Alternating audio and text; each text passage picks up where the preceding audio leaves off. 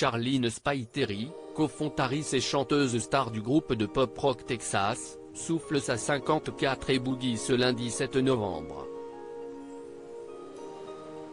L'occasion de se remémorer une de ses sorties fracassantes, elle qui a pour réputation de ne pas mâcher ses mots et de dire tout ce qu'elle pense, sans aucun filtre.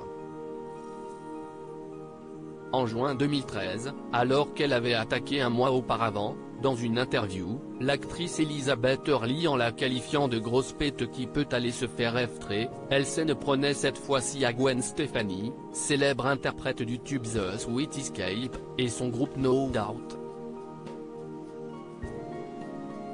Ce dernier faisait son grand comeback sur la scène musicale avec un nouvel album intitulé Push and Shove, plusieurs années après avoir connu la gloire en même temps que Texas, le groupe de Charlene Spiteri. Il n'y avait pas de mélodie, je ne savais pas que les Cranberries, autre groupe célèbre à l'époque de Texas, note de la rédaction, avait sorti un nouvel album. Je n'en ai pas du tout entendu parler. Je savais que No Doubt avait sorti un album, en revanche, je les ai vus en faire la promo. Ils en ont fait beaucoup.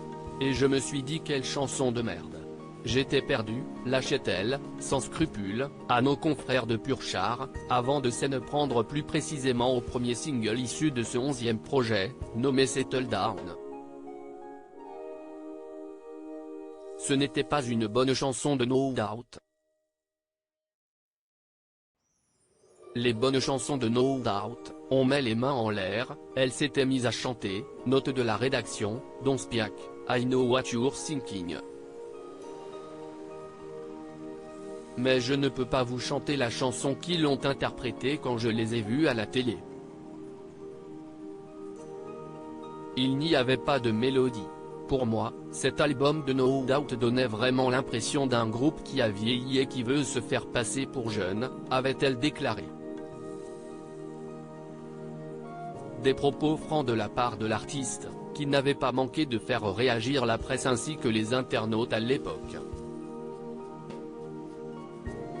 À noter que l'année dernière, elle se confiait pour Le Parisien, sur le douloureux décès de sa mère.